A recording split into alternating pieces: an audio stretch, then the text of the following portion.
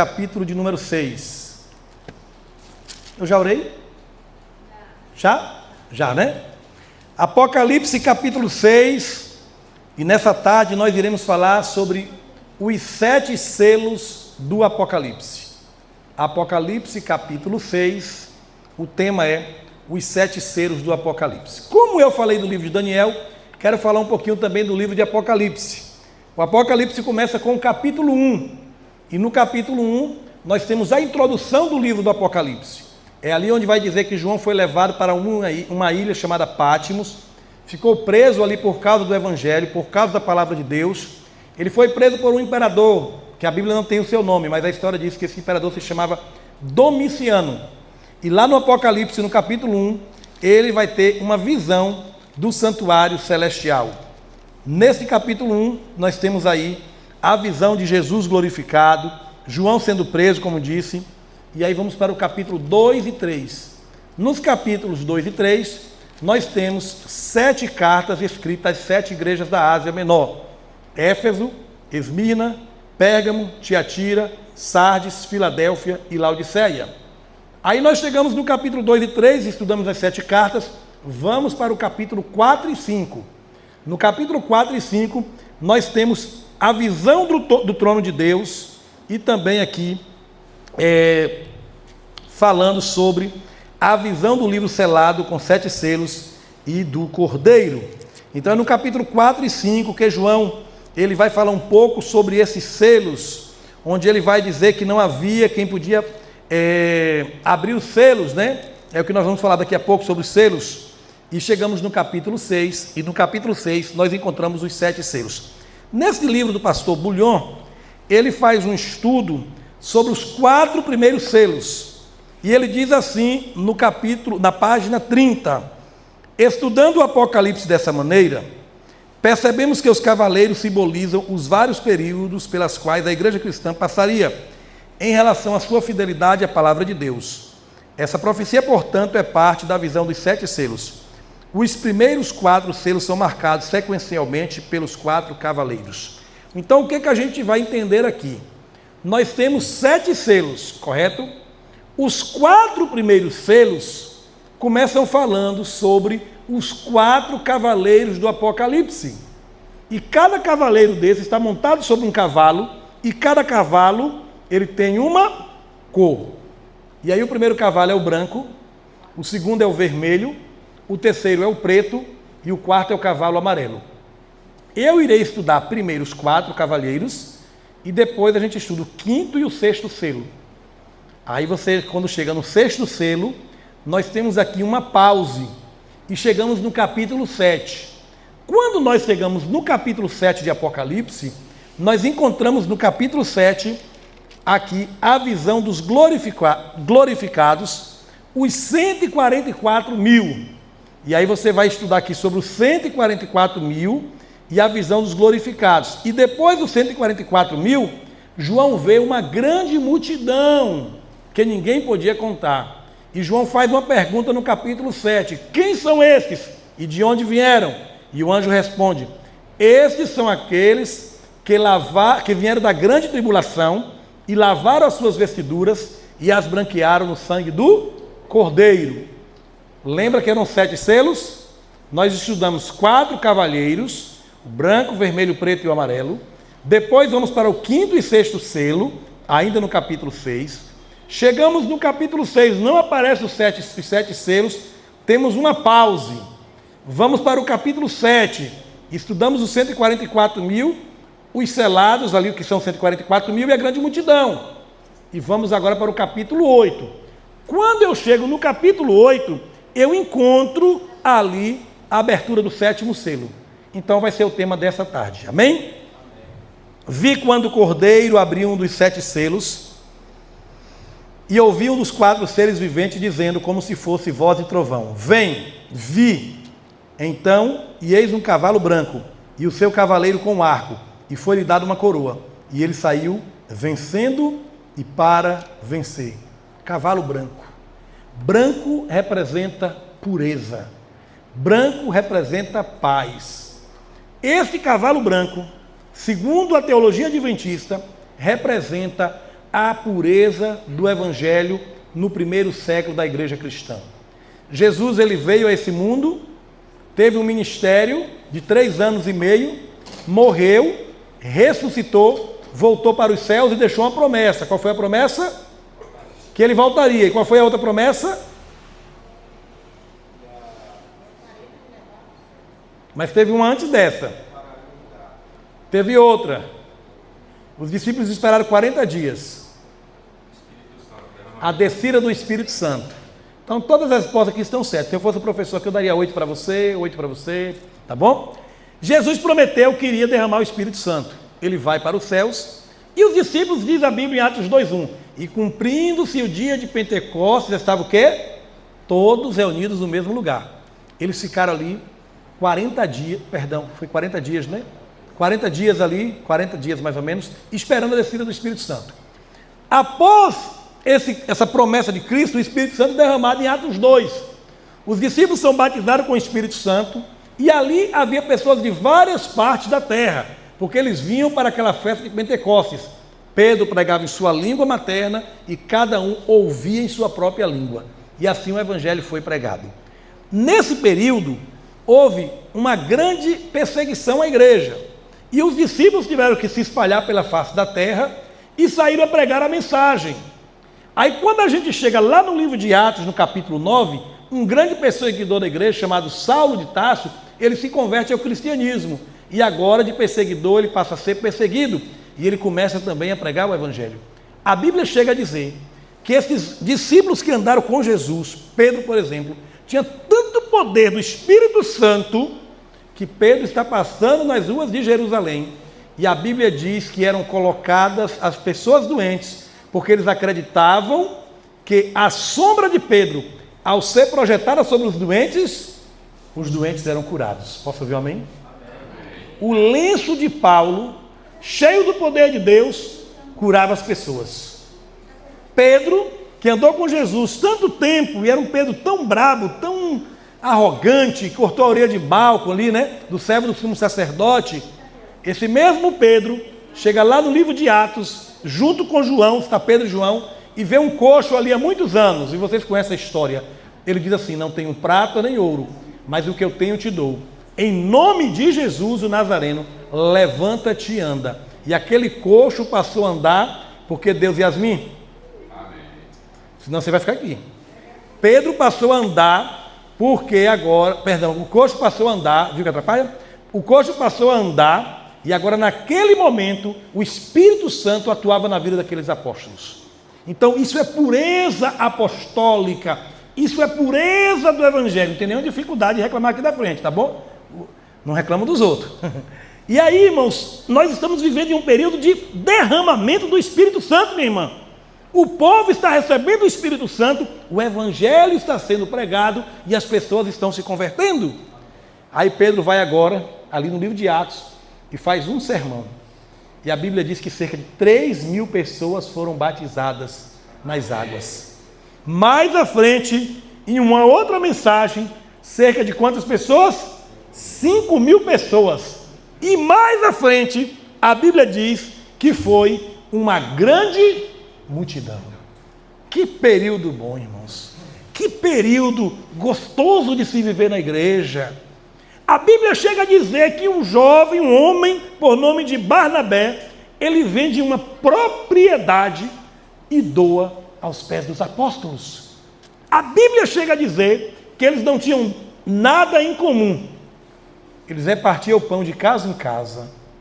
Você já parou para pensar numa igreja onde nós temos uma irmã morando numa casa que está quase caindo por cima dela, e na mesma igreja que ela congrega existem empresários, e aquela irmã vive em condição subhumana? Que igreja é essa?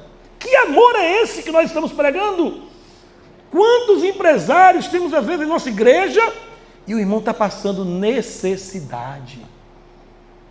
A gente pode ajudar o irmão, a gente pode de alguma forma ser bênção na vida de alguém. E na igreja primitiva, na igreja do livro de Atos, nós não tínhamos pessoas que passassem necessidade, desde que um outro estivesse ali com uma condição financeira melhor, porque era uma igreja onde um ajudava o outro. Eu não estou falando aqui de pessoas acomodadas. Eu não estou falando aqui de pessoas que vivem na miséria porque não gostam de trabalhar. Mas às vezes o irmãozinho está passando por uma dificuldade. Na mesma igreja tem pessoas ali que se tirar 100 mil do bolso não faz falta. E o coração está duro. A igreja primitiva, eles chegavam a vender as suas próprias casas para doar aos pés dos apóstolos. E eles também sabiam para onde aquele dinheiro era direcionado. Esse é o cavalo branco. Esse cavalo branco, segundo a teologia adventista e alguns dos nossos teólogos, diz que foi do ano 31 até o ano 100. Então foram 69 anos aí de bênção, o Espírito Santo trabalhando na vida da igreja.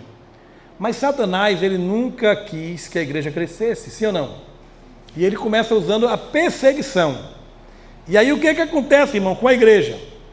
Satanás agora, ele vai começar a perseguir a igreja. E quem ele usava? Naquele período, que agora é o cavalo vermelho, ele vai usar os imperadores. Então nós tínhamos na época de João, Domiciano, né, que prendeu João. No século 2, nós vamos ter aí, no século 4, nós vamos ter um imperador chamado Diocleciano. E o que Diocleciano fez? Já falei sobre ele ontem, né? Diocleciano, ele assinou um decreto. E ele mandou perseguir a igreja por 10 anos. Você vai para a segunda igreja do Apocalipse, que é a igreja de Esmirna, e se você ler Apocalipse 2:10, está escrito assim na primeira frase: tereis tribulação de 10 dias, 10 anos. E aí você vai para a história, e a história eclesiástica vai dizer que do ano 303 até o ano 313, a igreja foi perseguida e muitos cristãos foram mortos. Tem um livro que não é da Casa Publicadora, eu já li esse livro. Inclusive eu tinha esse livro, se você me perguntar onde está eu não sei, mas eu li esse livro. É do Eusébio de Cesareia. É um livro que fala, o título do livro é Os 4 Primeiros Séculos da Igreja Cristã. E nesse livro vai mostrar o que a igreja passou nos seus 4 primeiros séculos. Então nós temos agora o segundo cavalo, que é o cavalo vermelho. Quando fala vermelho, nós lembramos de sangue. Então houve aqui um derramamento de sangue, e chega a dizer que esse cavaleiro vermelho, ele veio tirar a paz da terra para que os homens se matassem uns aos outros. Então esse é o segundo período da igreja, que é o período do derramamento de sangue, onde a igreja foi perseguida e morta. E aí nós temos agora alguns cristãos que já tinham sido mortos antes, como o próprio Paulo, que foi decapitado a mando do imperador Nero. Estão entendendo? Segundo cavaleiro, cavalo vermelho. A igreja passa a ser perseguida e os cristãos foram mortos. É nesse período que os cristãos eles eram jogados onde chama-se de anfiteatros ou arenas. E o que era arena? Imagine uma espécie de um estádio de futebol. Agora imagine aqui uma multidão ali, uma final do Flamengo e do Vasco, ou do Brasil e da Argentina, ou do Bahia e Vitória. O estádio não lota? Era mais ou menos assim. E o que eles faziam? Você já deve ter visto filmes sobre isso. Eles soltavam os leões famintos e pegavam os cristãos e jogavam ali dentro.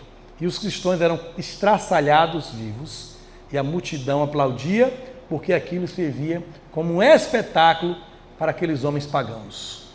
Segundo o cavalo vermelho, época de derramamento de sangue. Chegamos agora, eu disse que o primeiro cavalo, que é o branco, vai do ano 31 ao ano 100, o segundo do 100 ao 313, agora vamos para o terceiro cavalo amarelo. Primeiro branco, depois vermelho, cavalo preto. Chegamos no cavalo preto. Preto tem a ver com trevas espirituais. E aí do ano 31 ao 100, cavalo branco. Do 100 ao 313, cavalo vermelho. Do 313 até o 538, cavalo preto. O que acontece agora? Morte espiritual. 313 até 538, nós temos aí a união do cristianismo com o paganismo. Vocês podem depois estudar um pouco mais sobre o Concílio de Nicéia. e estudem sobre Constantino. O inimigo, ele tentou usar a espada e o sangue e a força e a perseguição para destruir os cristãos. Mas ele viu que não ia conseguir. Então o que ele vai introduzir na igreja agora? O erro, as falsas doutrinas. E aí o Constantino, que era um imperador romano, ele percebeu que o império estava perdendo o seu poderio, estava enfraquecendo, porque mesmo com a perseguição, o cristianismo cresceu muito. E aí o Constantino, eu falei sobre ele ontem, um dia ele fala que teve um sonho com Jesus. E ele vai para uma guerra, e ele diz que no sonho Jesus disse que ele ia ser agora vitorioso. E ele realmente venceu aquela guerra. E quando ele volta com um estandarte do cristianismo, dizendo que agora havia se convertido. Agora pensa aí, o presidente do Brasil, Luiz Inácio Lula da Silva, virou agora adventista do sétimo dia. O presidente dos Estados Unidos, Donald Trump, se tornou agora adventista do sétimo dia. Seria uma boa notícia, sim ou não? Ia fechar tudo no sábado. Eu tenho uma lei federal, o Congresso não ia aprovar, é claro. Foi mais ou menos assim, irmãos. O imperador Constantino, ele agora disse para todo o seu império: eu agora sou cristão. A religião aqui agora é o cristianismo. Mas ele adorava o sol como Deus.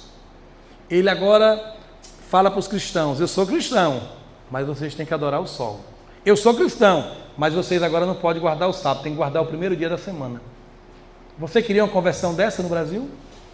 Então, agora vem as trevas espirituais.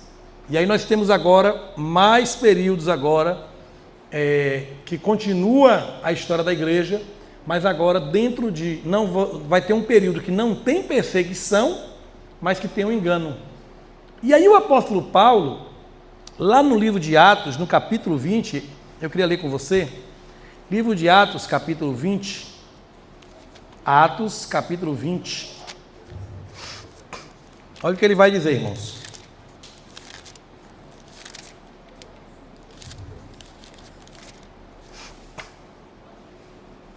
Atos capítulo 20, versículo 28. Olha o conselho de Paulo antes de sua morte. Posso ler?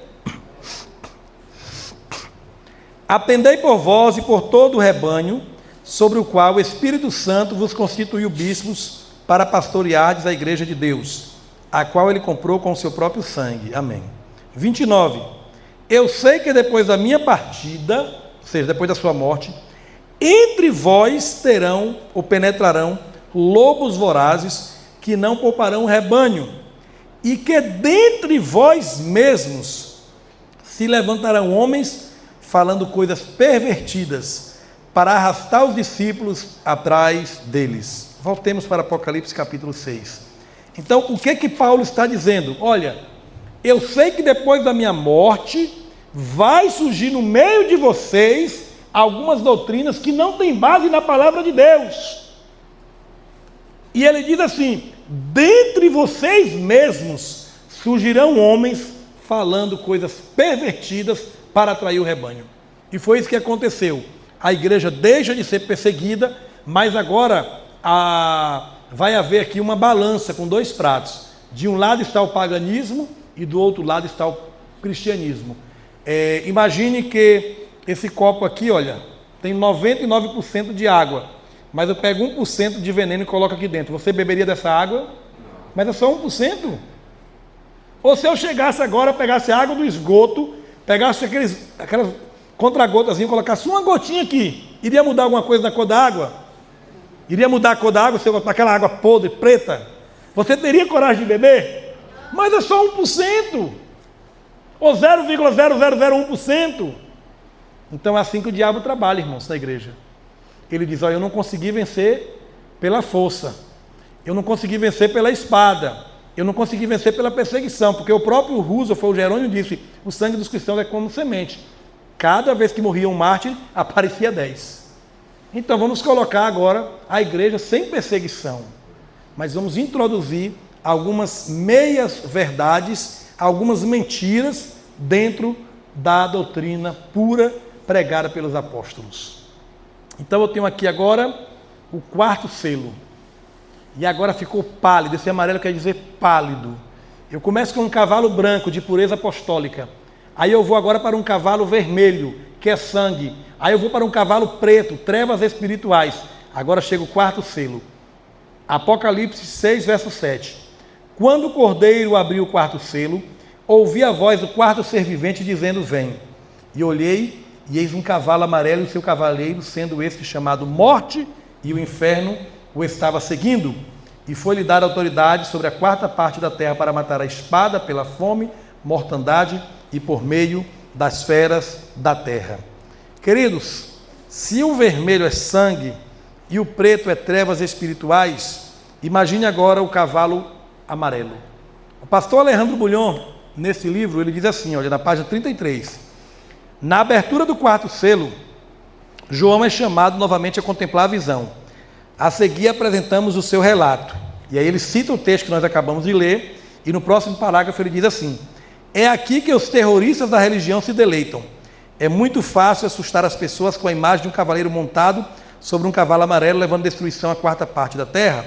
Vimos que a visão dos 4 cavalos é apenas uma profecia que anuncia diferentes períodos pelos quais a igreja passou ao longo da sua história. A visão do cavalo amarelo simboliza o período do qual se consumou a degradação da igreja cristã.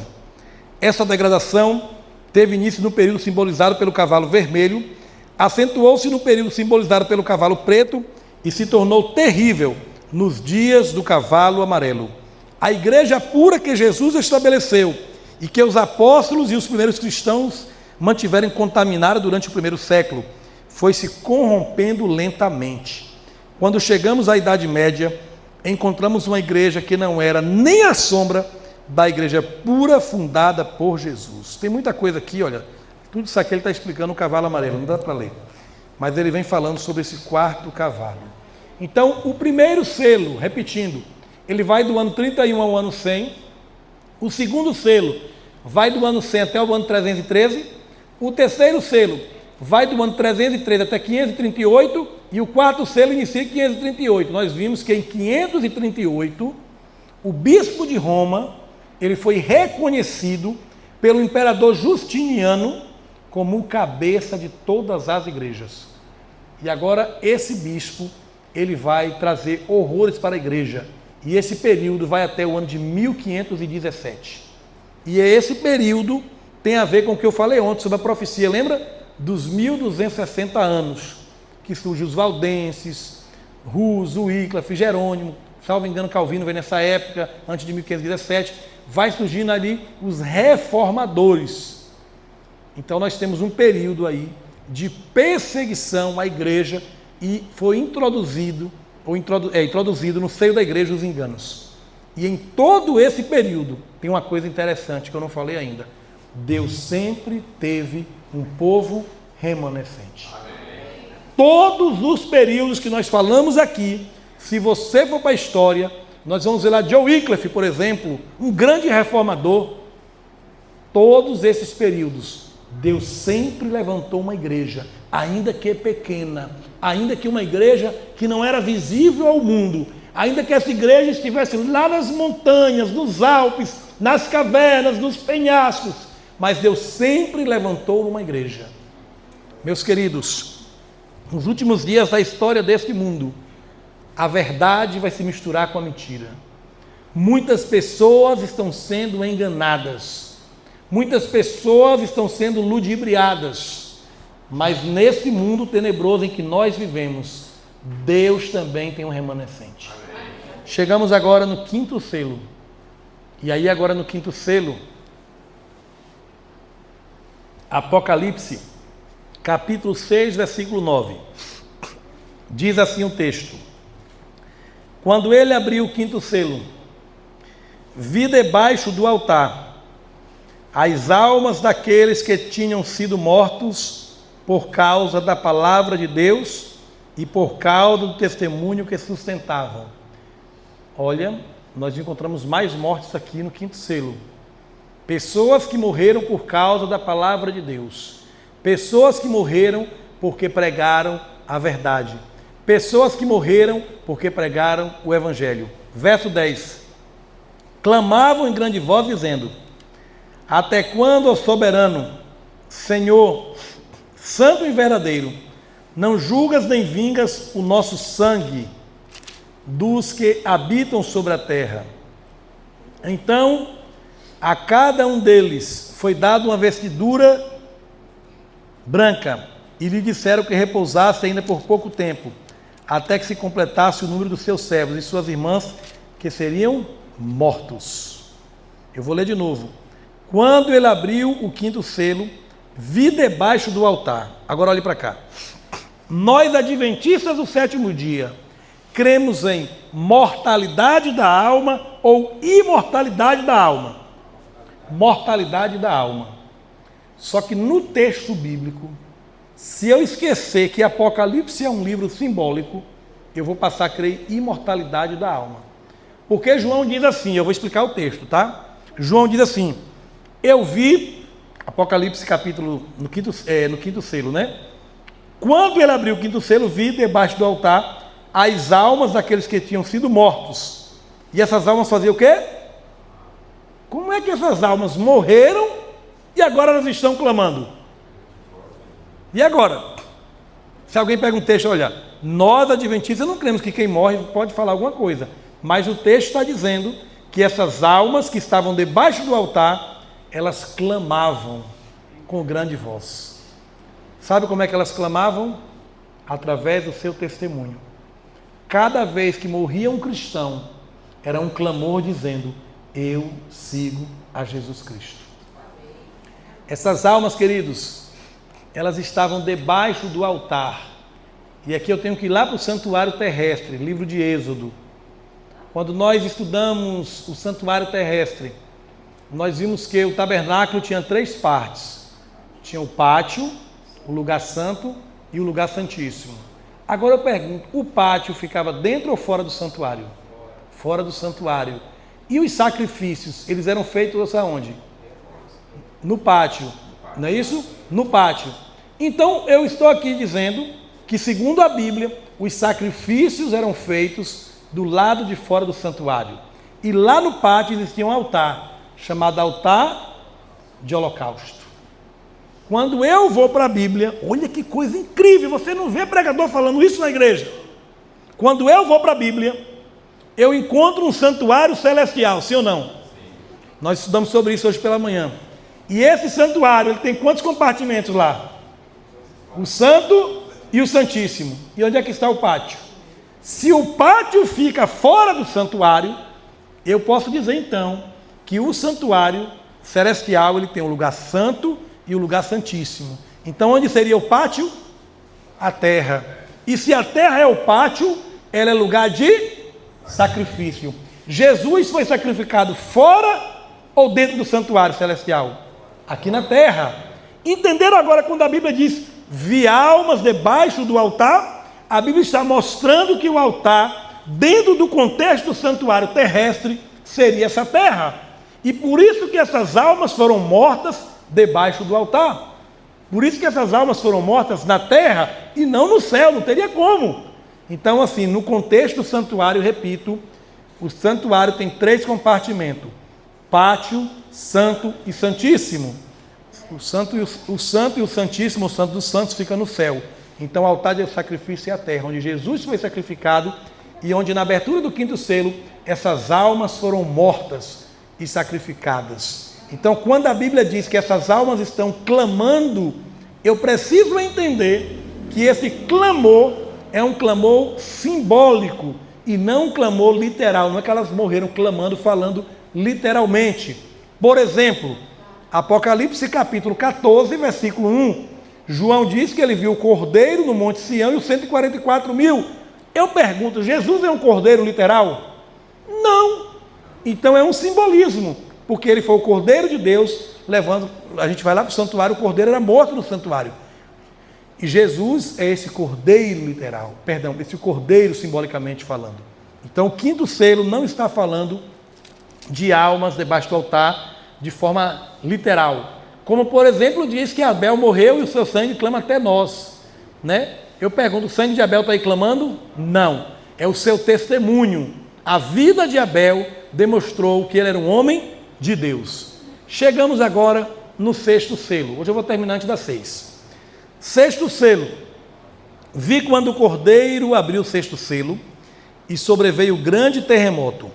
O sol se tornou negro como saco de crina, a lua toda como sangue, as estrelas do céu caíram pela terra, como a figueira quando abalada por vento forte deixa cair os seus figos. O céu recolheu-se como um pergaminho quando se enrola. Então todos os montes e ilhas foram movidos do seu lugar.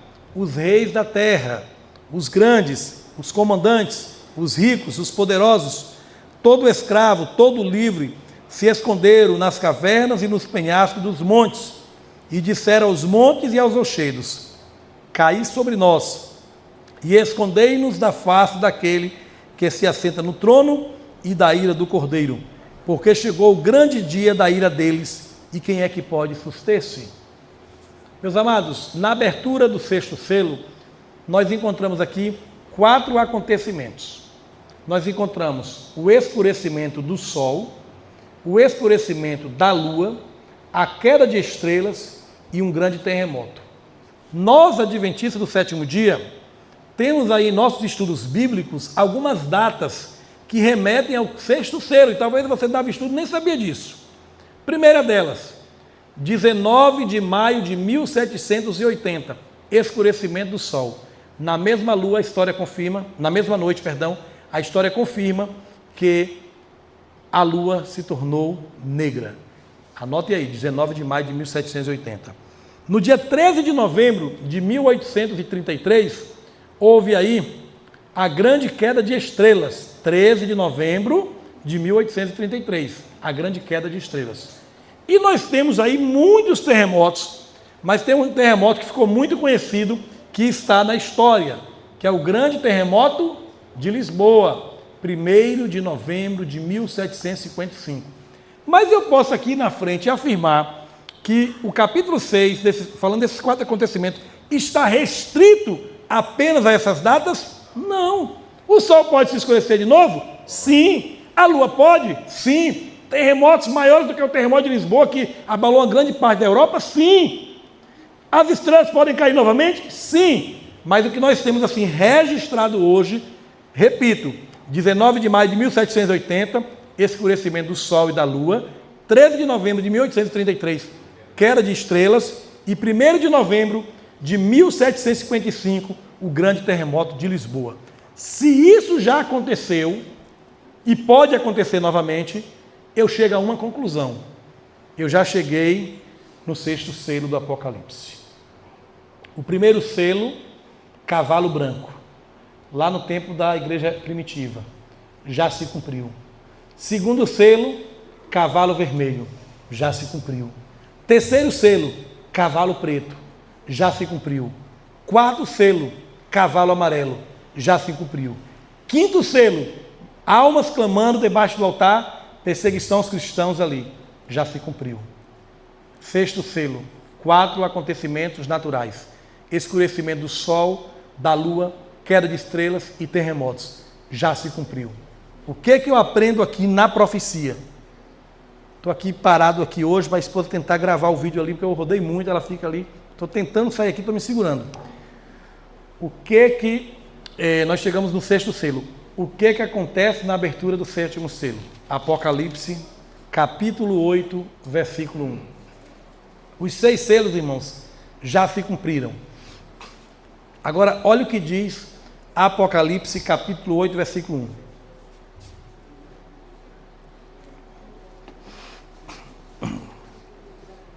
Nós sabemos que o Cordeiro é Jesus. Diz assim o texto: quando o Cordeiro abriu o sétimo selo, houve silêncio no céu cerca de meia hora.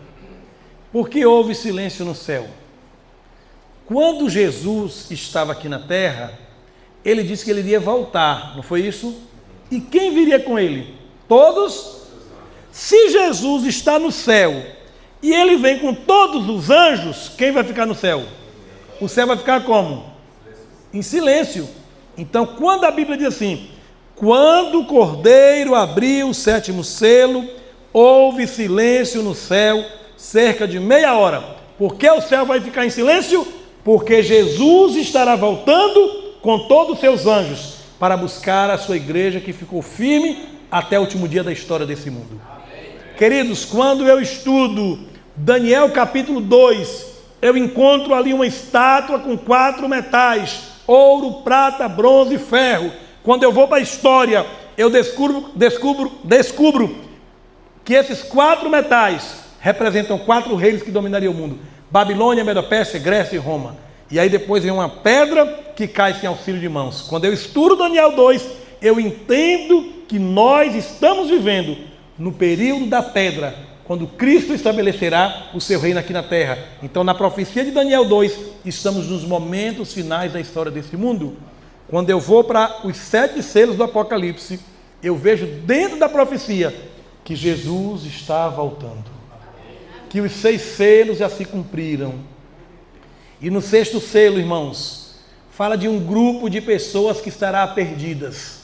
Lá na abertura da 5ª trombeta tem um texto que podemos aplicar para os últimos dias, que diz assim: que os homens buscarão a morte e a morte fugirá deles. Na abertura do 6º selo, os homens que estiverem perdidos, quando eles entenderem que Jesus está voltando sobre as nuvens dos céus, a Bíblia diz que eles vão dizer aos montes e aos rochedos: cai sobre nós, escondei-nos da face do Todo-Poderoso, porque vindo é o grande dia da sua ira, e quem é que pode suster-se? Meu querido irmão, minha querida irmã, louvado seja Deus, porque você está aqui nessa tarde. Louvado seja o Senhor, porque você veio nessa tarde. E eu quero encerrar nessa tarde dizendo uma coisa para você: Jesus não vai voltar. Jesus está voltando. As profecias estão se cumprindo. A igreja precisa voltar a estudar os livros de Daniel e Apocalipse. Os pastores precisam voltar a pregar os livros de Daniel e Apocalipse. A igreja adventista precisa voltar a fazer aquelas conferências estudando as profecias de Daniel e Apocalipse. O povo não está enganado. O povo sabe que Jesus vai voltar. Mesmo assim, precisamos pregar. As pessoas aí de fora precisam ser convidadas para vir para essa igreja, assistir às conferências falando desses 2 livros, Daniel e Apocalipse. E tudo se encerra em uma só mensagem: Jesus vai voltar.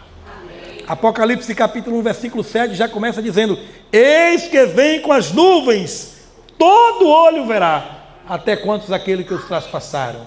E eu encerro nesta noite, mas amanhã à noite, se Deus permitir, eu quero estar aqui com vocês mais uma vez, estudando mais um tema do Apocalipse. Convide aquele amigo seu, convide aquele parente, aquele irmão que está sem congregar, vá buscar ele em casa amanhã. E amanhã eu quero estar aqui mais uma vez, encerrando esse seminário que começamos ontem à noite, hoje pela manhã, agora à tarde e amanhã, falando sobre as profecias de Daniel e Apocalipse. Comece a ler os livros da igreja, comece a estudar esse assunto, comece a pregar na faculdade esse assunto quando tiver uma oportunidade, comece a falar no seu ambiente de trabalho, faça a classe bíblica ali, meia horinha no intervalo do trabalho, da sua faculdade, da sua escola, não sei. Junte os seus vizinhos, faça uma classe bíblica em sua casa, fale desses assuntos, porque Jesus vai voltar. Eu quero orar com você nessa tarde e pedir a bênção de Deus nessa nova semana. Vamos orar ao Senhor?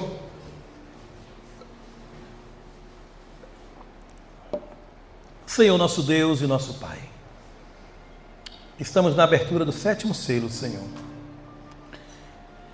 A Bíblia diz que o céu ficou em silêncio, porque será um evento grandioso e todos os anjos estarão envolvidos naquele grande dia. Prepara a tua igreja, Senhor. Prepara o teu povo, prepara cada um de nós. Coloque em nós, Senhor, o desejo de estudarmos a tua palavra, principalmente esses 2 livros que falam dos últimos dias. Dá-nos uma semana na tua presença, essa semana desconhecida para nós. Teremos os nossos desafios, Senhor, mas colocamos em tuas mãos essa nova semana e a cada um aqui nessa tarde, nós oramos em nome de Jesus. E a igreja de Deus diz: amém. Uma feliz semana aos irmãos. Deus abençoe a todos.